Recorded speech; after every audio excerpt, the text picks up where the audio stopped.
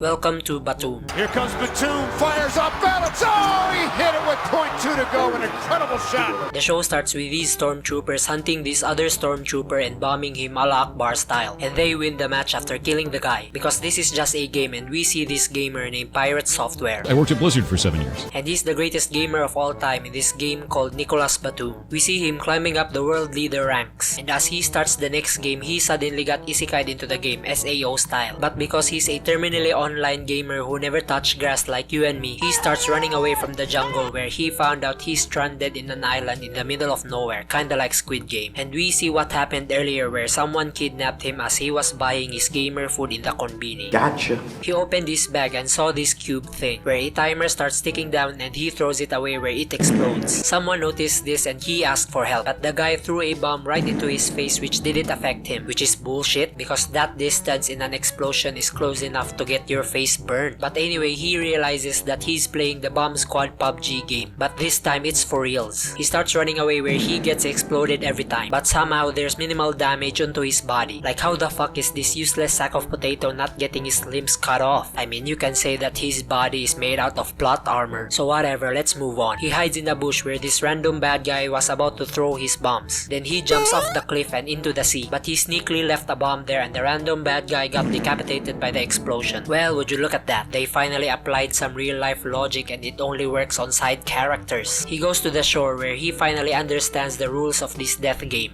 I understand it now. Then we cut to his flashback getting rejected after applying for a job as a mod or developer in the Blizzard company. Then his mom told him to work at McDonald's, but he got mad at her and became a shut-in gamer. He wakes up from his dream and saw this hot baddie taking a bath where his cock starts throbbing. My cock is throbbing. We see the bitch's flashback admiring Pirate Software because he's a pro gamer and he's always right. It is incredibly vague and will damage all live service games. Sure, buddy. She goes out shopping with her friend where she also got sent to the Squid Game Island, and these non sees her and says that they're just nice guys. They decided to help each other, but Sylvester Stallone and Arnold here started arguing with each other about trying to be a good guy. But this lard ass breaks them up and says, "Look, it's 2025 and feminism is all over the place. So how about we surrender all our weapons to her and make her our queen because women are always right." The Simps agreed and they see this plane dropping some care package where it contained some food and they started to eat. Arnold sees them and Sylvester slits his throat right in front of them for being an annoying Terminator. Hasta la vista,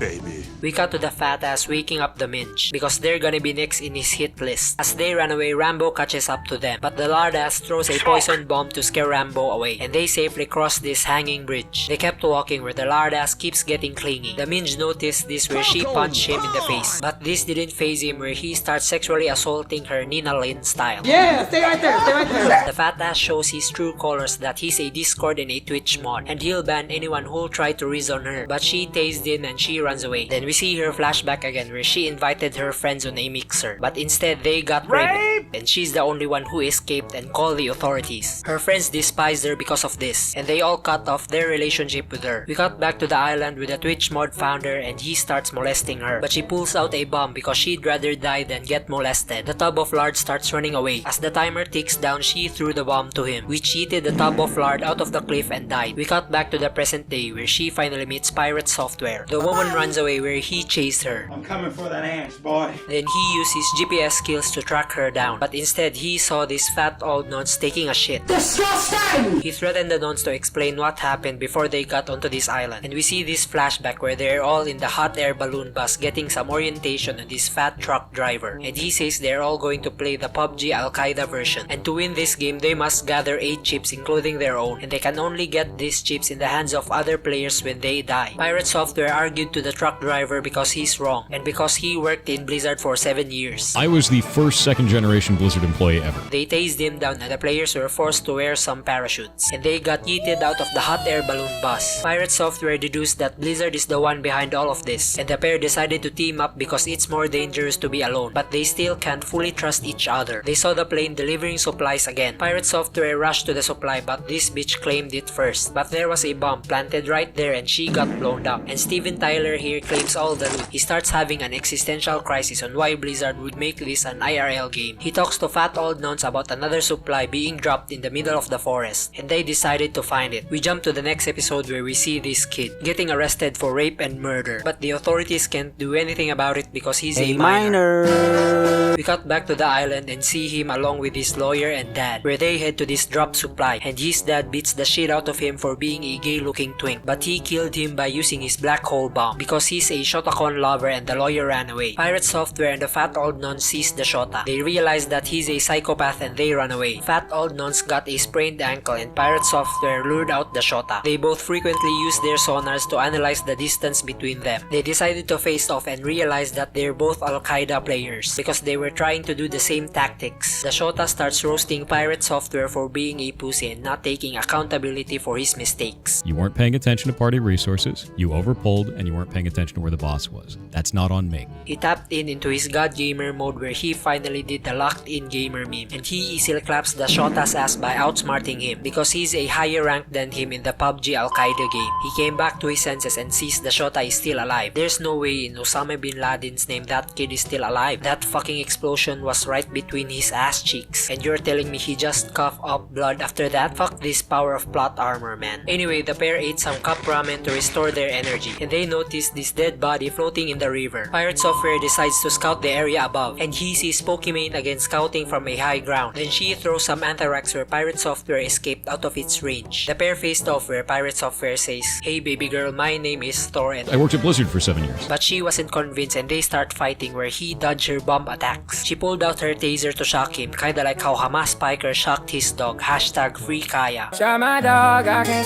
But he dodged her again and simultaneously kicked her arm, and the bitch shocked herself where she passed out. Good night, girl. He carried her back to their camp where they comforted her as she regained consciousness. Then truck driver says that they should help each other in order to escape this island. But the bitch replied that there's no guarantee if they can truly escape this game, because even if they escape, the men in black knew their location, where they might kidnap them again to play this game. And the reason why they're all here, and it's because someone picked them to disappear. Pirate Software realized that his mom disowned him for creating a shitty Undertale rip-off game called Heartbound. Then a group of Komodo dragons shows up to attack them. Pirate Software rushed to get the bombs, where fat old nuns and Pokimane got trapped. The lizards bit the truck driver's leg, but he scared them away by throwing a bomb. The gang kept moving on where they talk about what's happening in their life right now, and it's karma for being a dick to other people. Why are we still here?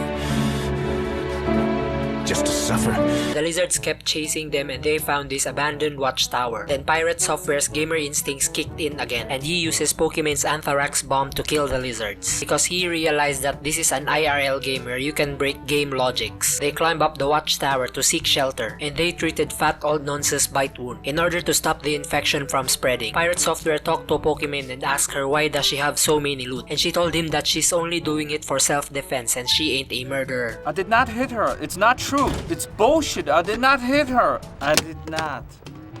Oh, hi, Mark. Then someone used a radar and it spotted Pokimane. She was about to leave the group, but Pirate Software volunteered to be a decoy because the enemy doesn't know they have 3 people and they can ambush them. We cut to the next episode and see this flashback of Pirate Software and Pokimane getting married in the PUBG Al-Qaeda game where he wants to meet her IRL, but she doesn't want to because he might be a disgusting fat-ass Discord mod. We cut back to the island where Pirate Software is getting chased by Rambo and the midget lawyer, but he barely escaped using Pokimane's taser. Electricity! They regroup at the abandoned watchtower where Rambo followed him, and he was sure that he can see Pokimane again because of the taser he used. He guilt trips her by saying she's a murderer for killing the fat-ass Discord mod. Pirate Software tried to use Talk no Jutsu to knock some sense onto Rambo so that he'll stop murdering and find a way to escape this game, but he doesn't want to and cuts the fat old nonsense fingers because he tried to attack him, and he hits Pirate Software off the watchtower.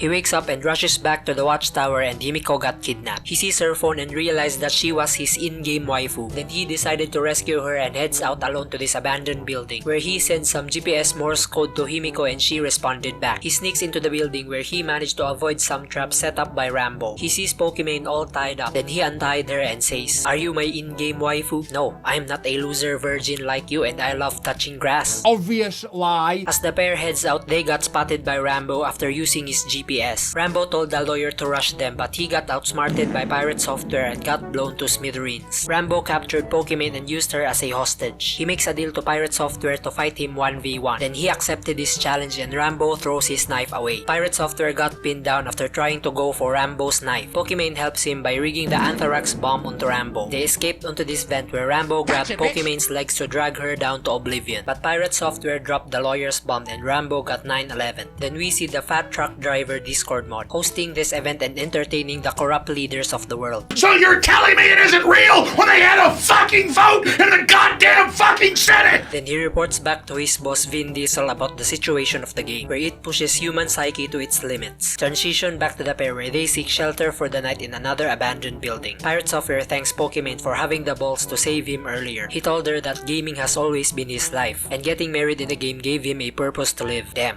why the fuck is this guy so relatable? I don't touch grass, my parents keep telling me to get a job, and I love convenience store food. Damn, am I gonna end up like him but bitchless? Whatever, let's move on. As they go to sleep, Pokimane wakes up because someone was stalking her. Stop! I could have dropped my croissant! They search for this ghost and Pirate Software finds this room, and the mysterious woman attacked him but he knocked her out. The pair gathered into the woman's room. As she wakes up, she pushed Pirate Software away because she's a feminist. Why I f***ing hate video games. She told their backstory to Pokimane about receiving a letter to disappear, and as soon as they stepped into this island, she trusted her doctor lover that they'll help each other. But she got betrayed as soon as he only needs one more chip to escape, and that's the reason why she lost her right arm. Then she advised Pokimane to not trust men because they're all scums. Hashtag women in the workplace, hashtag feminism, hashtag all men are trash. She told Pirate Software about the woman's past and how to escape this island. Then he suggested they should go back to Old Man Nons to check up on him. We see the old nuns getting treated by the doctor the weird lady was simping for, and he is baffled on why he was dragged back to this island again after getting a victory royale. The pair sees him where they inspect his bombs because he's too sus. After checking his loot, Pirate Software invites him to join their party, and it's because they already have 3 chips on them. Then the doctor realizes that he can escape in this island if he kills them all, and that's going to be his plan. They saw the plane dropping some loot box again, and the trio heads there to get some supplies. But another group is also going for the supply and they start fighting. Bald Doctor was able to detach the supply from the parachute. Pirate Software gets it and starts running away, but Slash from Guns N' Roses managed to steal the supply because Pirate Software was trapped in a fire set up by the Shotakon and his nuns. We see Pokimane and Valkyrie here fighting 1v1, but she easily outmatched her through her raw strength. Then Bald Doctor breaks the fight by throwing a bomb because he was planning to get a double kill, but he acted that it was his intention to save Pokimane, and she read through his lies and also acted to be thankful for saving her life so that he won't kill her on the spot. We cut back to Pirate Software seeing these nuns getting blown up after picking up the loot item where it was rigged with a trap by Slash. He shows himself and tells him to drop all of his items and to show his arms for some hidden weapons. He didn't see any sus items in his arms and he goes to the loot, but he got blasted because Slash already set up a trap there, but it wasn't effective because of his plot armor. They both fight back, but Slash ends up having the upper hand and is able to get the loot, but he suddenly calls Pirate Software's real name, which left him wondering how the hell did he know his name, and Slash backs off with the loot. Meanwhile, the Shota showed himself to Pirate Software where he retrieved these bombs and gets out. Pokimane and Bald Doctor finds him where they return for the moment. Then we see this flashback of Pirate Software realizing that Slash was his former BFF, where they ended their friendship because Slash cucked Pirate Software by fucking his crush. As they eat some food, the gang notice that Old Man Nons is at death's door, and they need some medicine to treat him immediately. Pokimane talks to Pirate Software privately, where she suggested going back to the Scary Bitch's abandoned building because there was a medicine she kept. Pirate Software agreed to the plan and brought Dr. Baldi along with them. She told Pirate Software that she doesn't trust Dr. Baldi because he tried to kill her, but Pirate Software keeps gaslighting her to trust him because of the bro code. They arrived at the building where they split up to search for the medicine. We see Dr. Baldi gathering some medicine and called Pirate Software to carry it. As he called for Himiko, she shouted to throw the case because there's a bomb in it, and it explodes right into his face. He was about to kill Pokimane next, but the greasy woman stabbed him in the back. Because earlier the Minjes met where Pokimane asked her for some medicine. The greasy woman saw Dr. Baldi and warned her that he's going to betray them, and that's what happened next. She picked up Pokimane where they start running away and Dr. Baldi chased them. What a fucking retarded squirrel brain woman. Why the hell are you running away and giving him a chance to fight back? He was already down and you can easily finish him up right there. Whatever, let's move on. Dr. Baldi cornered them where they fight back using Pokimane's bombs, and Dr. Baldi won by luring the bitch into one of his bomb traps. He goes back to kill Pokimane and throws one of Pirate Software's bombs, but it didn't work because he's still alive by wearing his plot armor device. Dr. Baldi runs away because he doesn't have any active bombs, and he's also trying to lure Pirate Software to one of his traps. But Pirate Software realized this earlier and moved the bomb to one of his hiding spots, and he got blown up by his own bomb. Which crazy lady shows up and wants to finish Dr. Baldi herself, but she can't do it because she still wants his PP. Damn, I'm so fucking annoyed by these dumbass characters. They're giving the psychopath another chance to be a psychopath again, and that's why you should never simp so hard on someone. Okay, enough legal advice. We got to the pair talking, and Pirate Software told Pokimane that they won't have to fight anymore because they can just gather chips from dead people until it reaches 7, and they can hijack a helicopter to get the fuck out of here. We cut back to Old Man Nons getting delusional about his situation, and he plans to kill Pokimane and Pirate Software to get the chips in order to escape. The pair heads back to their camp where the Non's old man starts attacking them using his homing missile bombs. Pirate Software's legs got fucked, but Pokimane realized that a different player can defuse the bomb if it's not the target, and she managed to prevent one from exploding. The second bomb comes out, but Pirate Software realized that Pokimane is the target, and he also defused the bomb. The Nons runs away and the pair goes after him. Pirate Software yells out and apologizes for leaving him alone, but the fat old Nons gets surrounded by Komodo dragons and he does the Taliban move onto himself. Surely a player close to their vicinity could hear them yelling and exploding, but the game is already in its late stages, so maybe everyone just died or went deaf because of these non-stop explosions. Anyway, nobody cares. The pair sees his dead body where they get sad and press F. Pokimane offered her chips to him so that they could escape, but Pirate Software is a nice guy and wants to get the fuck out of here with her because he finally understands what love is, and she's the gamer waifu he's been looking for. Why I f***ing hate video games. Then Btooom, sex. But he pussied out because he keeps hallucinating of his gay BFF after he got cocked by him. But this time he moved on and wants to be a better person, and he tells Pokimane that he'll only eat her pussy after getting the fuck out of this island, and that's the end of the anime. This anime gets a Manhattan Project out of a Taliban. Can't read my, no you can't read my poker face.